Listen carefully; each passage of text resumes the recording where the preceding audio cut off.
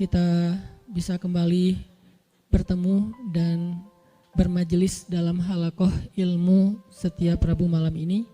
Dan di akhir tahun ini kita memulai satu halaqah baru dalam kajian sharing Rabu malam, yaitu halaqah Darsus Sirah atau mempelajari Sirah Nabawiyah.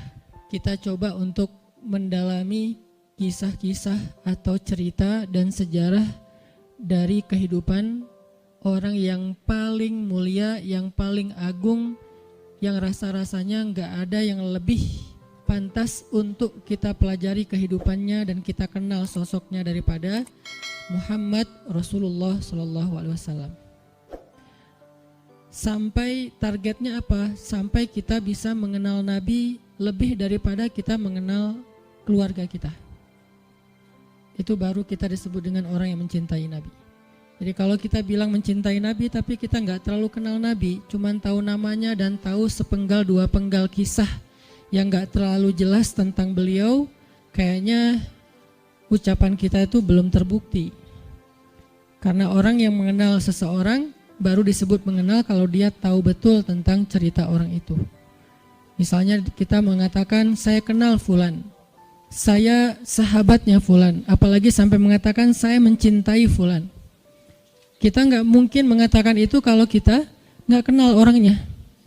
Kalau sampai kita mengklaim mengenal Nabi tapi kita nggak tahu apa-apa tentang Nabi kecuali secuil kisah, berarti jangan-jangan kita belum jujur. Nah, harusnya seperti apa kita mengenal Nabi? Kalau seandainya kita mau melihatnya dari angle yang benar, harusnya kita mengenal Nabi lebih daripada kita mengenal keluarga kita. Karena ketika Umar bin Khattab datang kepada Nabi dan mengatakan, "Ya Rasulullah, aku mencintaimu lebih daripada apapun selain diriku." Maka Nabi mengatakan, "Belum cukup wahai Umar." Lalu Umar meralatnya mengatakan, "Aku mencintaimu lebih daripada diriku sendiri." Maka kata Nabi, "Al-an ya Umar." Sekarang baru cukup wahai Umar. Salah satu pelajaran dalam adegan itu adalah harusnya kita mengenal Nabi bahkan lebih daripada diri kita sendiri. Kita mengenal Nabi lebih daripada keluarga kita. Seperti apa kita mengenal ibu kita, ayah kita, pasangan kita buat yang udah punya pasangan, atau anak-anak kita. Maka kita belajar mengenal Rasulullah SAW lebih daripada mereka semua. Seorang ibu tahu betul karakter anaknya. Seorang ayah tahu betul tentang kebutuhan anak-anaknya. Seorang suami atau istri tahu betul tentang sifat pasangannya. Anak tahu betul apa yang baik untuk orang tuanya, apa yang menyenangkan hati orang tuanya, dan seterusnya.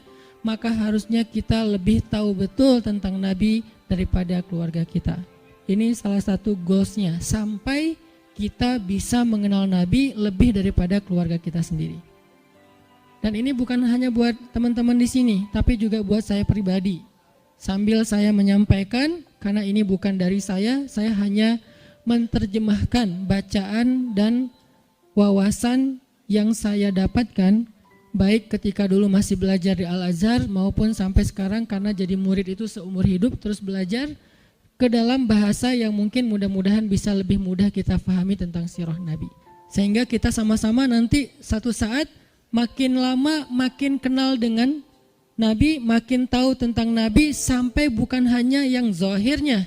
Karena seperti yang saya pernah sampaikan, sunnah Nabi itu ada 3. Hanya dari 3 ini mungkin 2 sering dibahas, tapi yang ketiganya jarang dibahas. Ada sunnah surah penampilan Nabi. Sebagian dari penampilan Nabi hukumnya wajib diikuti, sebagian yang lain hukumnya sunnah diikuti. Artinya penampilan Nabi itu banyak dibahas tentang jenggotnya, tentang sorbannya, tentang jubahnya, tentang sendalnya, dan seterusnya.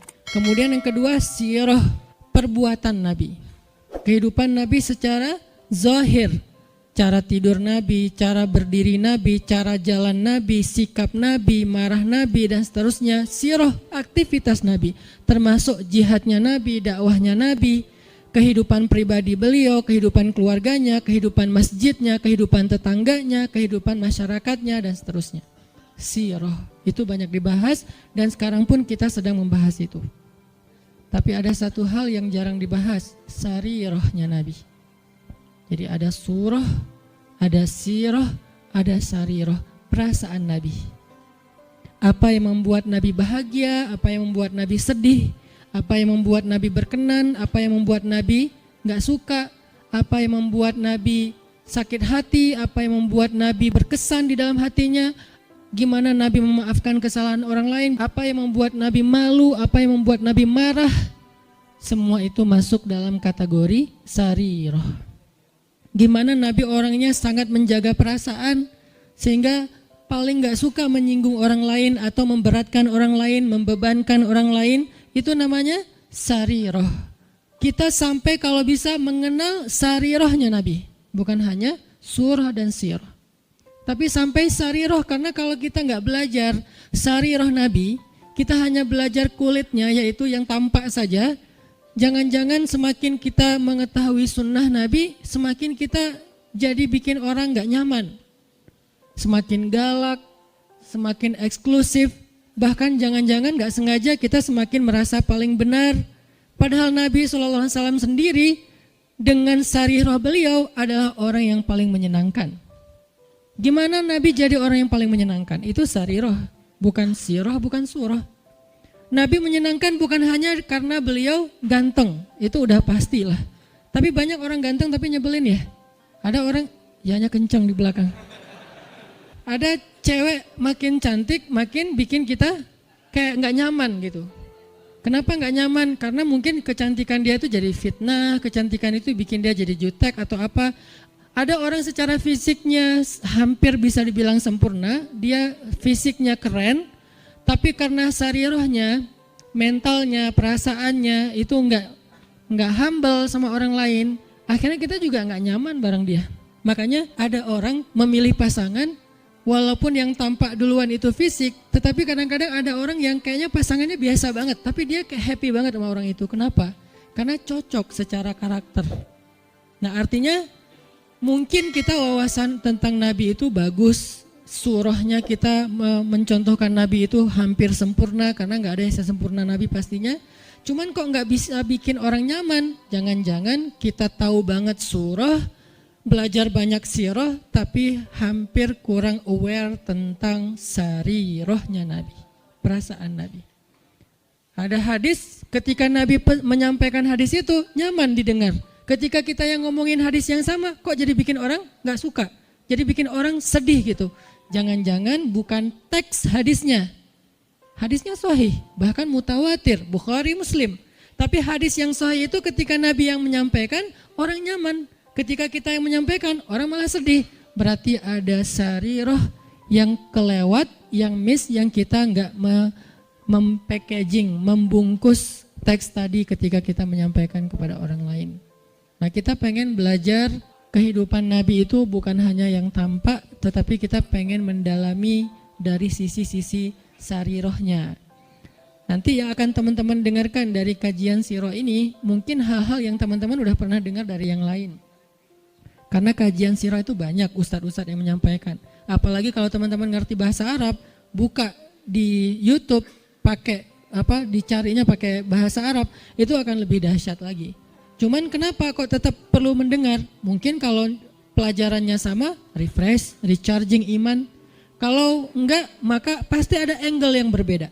Objeknya sama, kejadiannya sama, peristiwanya sama, tapi ibrahnya berbeda. Kenapa ibrahnya berbeda? Karena interpretasi dan sudut pandang berbeda. Kok bisa kayak gitu? Karena semua tentang Nabi itu adalah mutiara.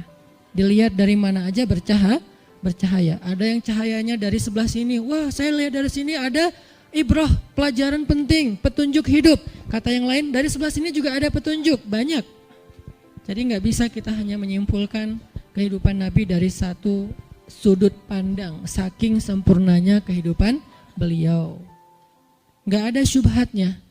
Kalau ada yang nggak kita ngerti, bukan syubhat. Syubhat itu apa? Hal-hal yang meragukan, yang nggak penting, yang sia-sia itu nggak ada dalam kehidupan beliau. Dari sejak beliau dalam kandungan, bukan hanya dari sejak dapat wahyu, dari sejak dalam kandungan itu udah jadi ibrah, pelajaran yang luar biasa tentang sosok beliau.